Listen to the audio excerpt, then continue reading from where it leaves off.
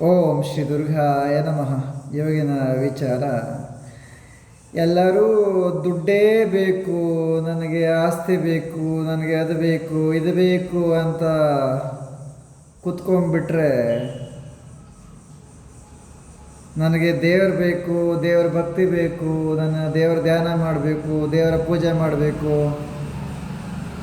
ನಾನು ದೇವರ ಆರಾಧನೆಯನ್ನು ಸರಿಯಾಗಿ ಮಾಡಬೇಕು, ನಾನು ದೇವಸ್ಥಾನವನ್ನು ಸರಿಯಾಗಿ ನೋಡ್ಕೋಬೇಕು, ನಾನು ದೇವಸ್ಥಾನವನ್ನು ಶುದ್ಧವಾಗಿಡಬೇಕು ಅಂತ ಸರಿಯಾಗಿ ದೇವರ ಒಂದು ಆಚಾರ ವಿಚಾರಗಳನ್ನು ಪಾಲನೆ ಮಾಡೋರು ಯಾರಿಲ್ಲಿ ಮುಂದಿನ ದಿನ ಅನ್ನೋದು ಚಿಂತೆ ಆಗಿಬಿಟ್ಟಿದೆ.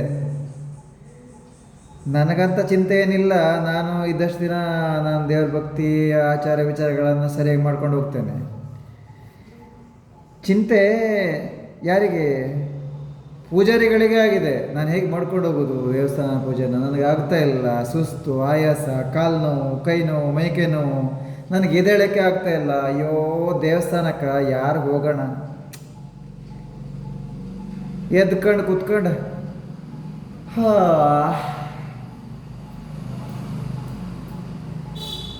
ಬೆಳಗಾಗೋಯ್ತಾ? ಟೈಮ್, ಅಯ್ಯೋ ಟೈಮ್ 10 ಗಂಟೆ. ಯಾರು ಬಂದಿದ್ದಾರೋ ಇಲ್ವೋ? ಯಾರಾದರೂ ಒಂದು 500 ರೂಪಾಯಿ ಕಾಸು ತೆಗೆದು ಆಗ ಓಂ ಕಾತ್ಯಾಯನಾಯ ವಿದ್ಮಹೇ ಕನ್ಯಾಕುಮಾರಿ ಧೀಮಹಿ ತನ್ನೋ ದುರ್ಗಿ ಪ್ರಚೋದಯಾತ್. ದೊಡ್ಡಕ್ಕೆ ಸೌಂಡ್ ದೊಡ್ಡಕ್ಕೆ ಬರ್ತದೆ ಸ್ವಲ್ಪ, ಅರ್ಥ ಆಯ್ತಾ? ಓಂ ಕಾತ್ಯಾಯನಾಯ ವಿದ್ಮಹೇ ಕನ್ಯಾಕುಮಾರಿ ಧೀಮಹಿ ತನ್ನೋ ದುರ್ಗಿ ಪ್ರಚೋದಯಾತ್.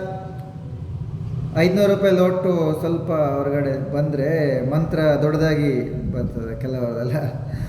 ನಾನು ನಿಮ್ಗೆ ಹೇಳ್ತೇನೆ, ಕೆಲವು ದೇವ್ರ ದರ್ಶನಕ್ಕೆಲ್ಲ ಹೋದಾಗ ನಾನು ಹೋಗುವವರೆಗಲ್ಲಿ ಎಲ್ಲ ಅಲ್ಲಿ ಪೂಜಾರಿಗಳದೆಲ್ಲ ಮಾತುಕತೆ ನಡೀತಾ ಇರ್ತದೆ.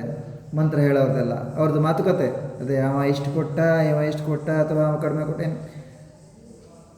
ನಾನು ಹೋಗಿ ಅಲ್ಲಿ ದೇವ್ರಿಗೆ ಕೈ ಮುಗಿದ ಮೇಲೆ ಏನೋ ಅನಿಸುತ್ತೋ ಏನೋ ಮನಸ್ಸಲ್ಲಿ, ಯಾರೋ ಒಂದು ಬಂದರು ಅಂತ ಅವ್ರದ್ದು ಮಂತ್ರ ಶುರುವಾಗ್ತದೆ. ಆಗ ಸರಿ ನಾನು ಅಂದ್ಕೊಂಡೆ ಈಗ ಬಂದಿರಬೇಕು, ಈಗ ಮಂತ್ರ ಹೇಳ್ತಾರೇನೋ ಅಂತ. ಅದು ಕತೆ ಹಾಗಲ್ಲ, ಅಲ್ಲಿ ನಡೀತಾ ಇರೋದು ಬೇರೆ, ಅಲ್ಲಿ ನಡೀತಾ ಇರೋದು ಬೇರೆ ಬೇರೆಗಳ ಪುರಾಣಗಳು, ಬೇರೆ ಬೇರೆ ಮಾತುಗಳು, ಅವಶ್ಯಕತೆ ಬರ್ತಿರೋದು ಅದಾಗ.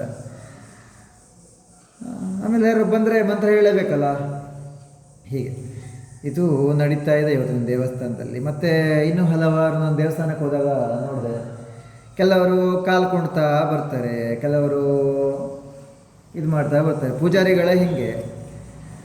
ಪೂಜಾರಿಗಳೇ ಹಿಂಗಾದರೆ ಇನ್ನು ಭಕ್ತರದ್ದು ಹೇಗಾಗ್ಬೇಡ? ಇವರೆಲ್ಲ ಒಂದು ಭಕ್ತರ ಸಮಸ್ಯೆಗಳನ್ನು ಪರಿಹಾರ ಮಾಡಬೇಕು ಅಲ್ವಾ? ಭಕ್ತರ ಸಮಸ್ಯೆಗಳನ್ನು ಪರಿಹಾರ ಮಾಡೋರೇ ಹೀಗೆ ಹಾಕೊಂಡು ಕೂತ್ರೆ ಇನ್ನು ನಾಳೆ ಹೇಗೆ ಅನ್ನೋದು ಚಿಂತೆ ಆಗಿಬಿಟ್ಟಿದೆ ವೀಕ್ಷಕರೇ.